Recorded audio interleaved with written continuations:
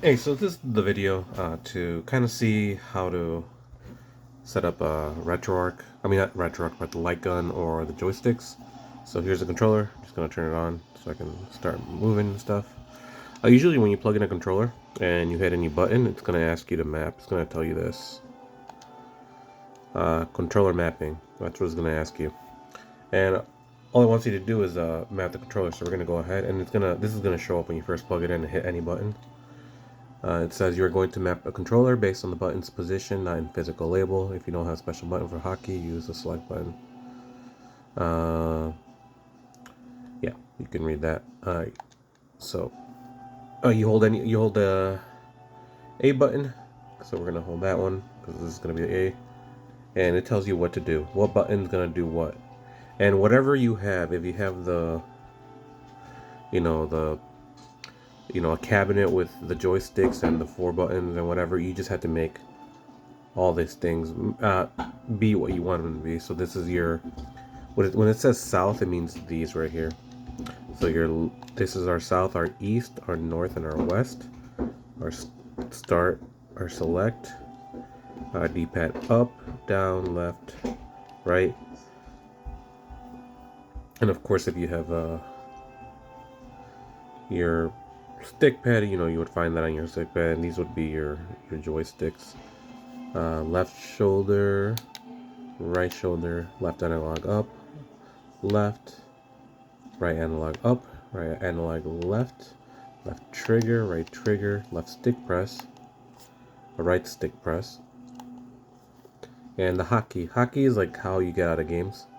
So whatever you set your hotkey as, so I'm going to set as this one. That key and start will get you out of games. So we'll do select and do OK. And that'll be the initial mapping. Another way you can do this is a more sophisticated way would be to, on your keyboard, plug in the keyboard and mouse and just hit F1. And then let me see if I can show you this. Right up here, there's going to be an applications section right there. Just go ahead and click that. And then you see this little funny looking thing. It's the RetroArch config. So we're going to go in there. And this is going to be our menu here. So we're going to go to settings. And then go to input, which is right here. And here you see we have retro pad binds. This is what this is how you can like map the light gun. And I'll show. Oh, let me go back. Oh no. Oops. Let me go back. So let me go back here. Settings. I accidentally I did it again.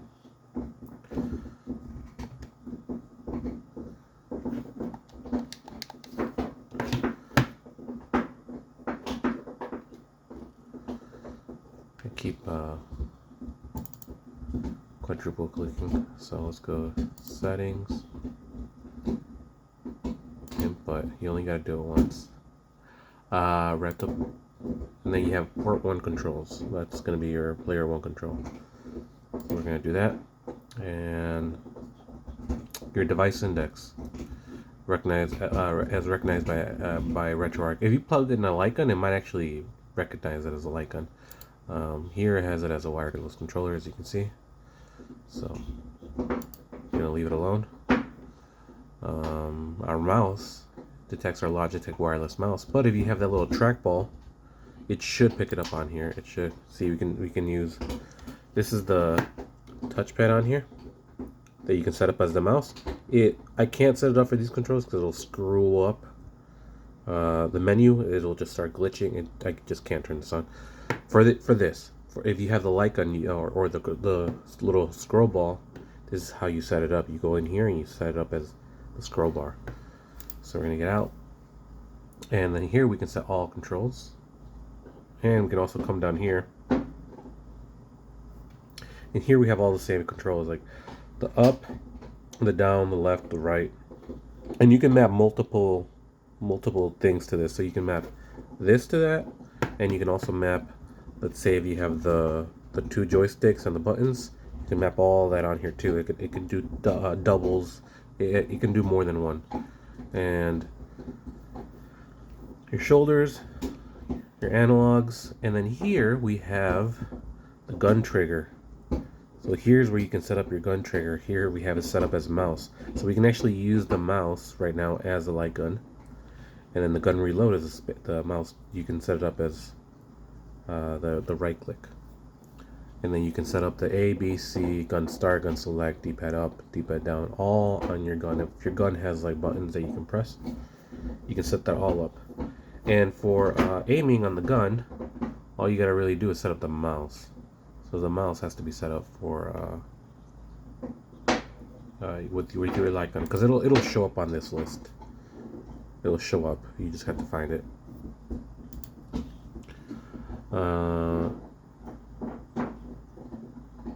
And this is to set them up in order, but I would just do it through here. You would just click and then do it, and then you can save a profile, so you don't have to do it again in case you want to change from profile to profile. So that's what I find that you could do the gun here. And I think I sent you a message about someone having to change. Oh, before I get there, in order to save your settings, so you imagine you do all this stuff, you can't just back out because it won't save anything. You have to go, let me see how you do this again. Main menu. Well, save on exit is enabled, so you'll be alright. So once you hit quit, it'll save your configuration. Normally, I think you have to go here and under configuration file and hit save current configuration or save new configuration. Don't hit this one. This one tends to, well, it might not do it anymore, but because this is a newer version of Batocera. But on the old one, if you hit this, it'll screw up the system. But not screw up the system, but you would lose all your core stuff in here. Not very important, but the menu kind of turns to 8-bit or 16-bit. It's just really low quality. But yeah, so I would just usually go to save current configuration, or you can just go to quit. Save on exit is enabled, so we don't have to worry about it. So we're gonna just quit, and that's how you would do it, from what I can see. Over here too, there are a couple of systems where the controllers you have to set up manually. Samu is one of them. PS3 is another one. Now I don't know if these have light gun games. I don't think they do. RPCS3 might have one, but I don't think so. I could probably set it up because I know you can play virtual. What is it? Not Virtual Cop. There's a game. There's some light gun games for PS3. I could probably download if you asked me to. And then so RPCS3, Samu, and Yuzu over here. You have to set up manually, and it's pretty easy to do. Here you just double click. I just double click on Yuzu. It takes a minute, so we're just gonna let it load.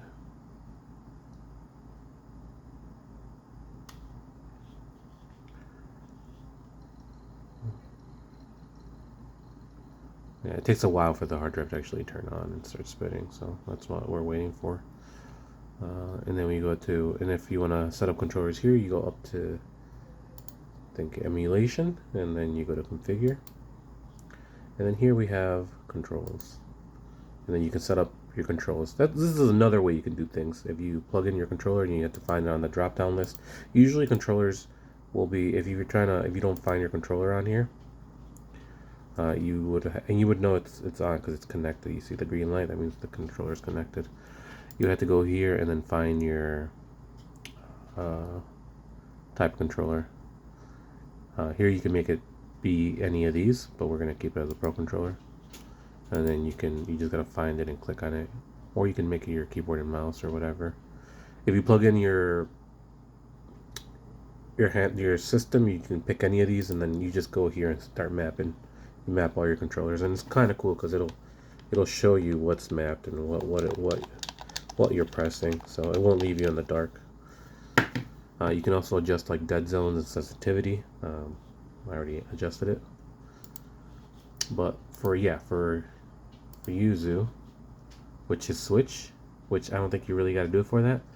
And PS3 and Semu, these you have to set up your joysticks manually, and they all work pretty much the same.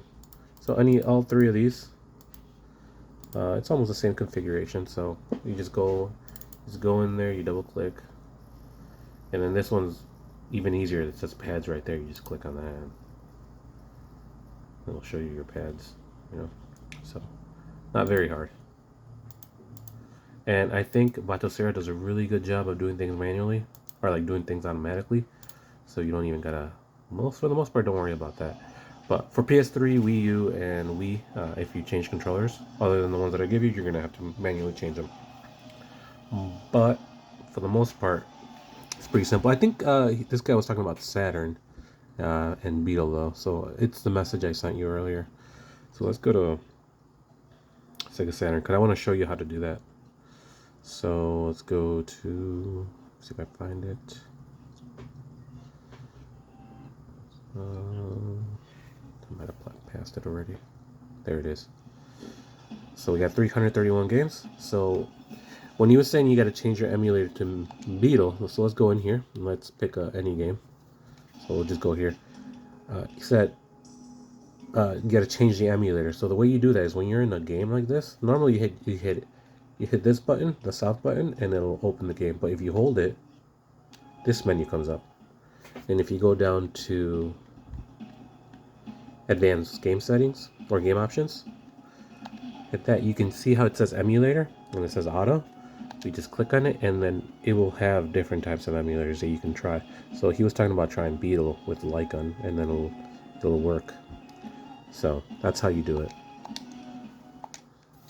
And also, if a game doesn't load on one emulator, try a different one. It usually fixes it. But that's all. If you have any more questions, just send me a message on eBay.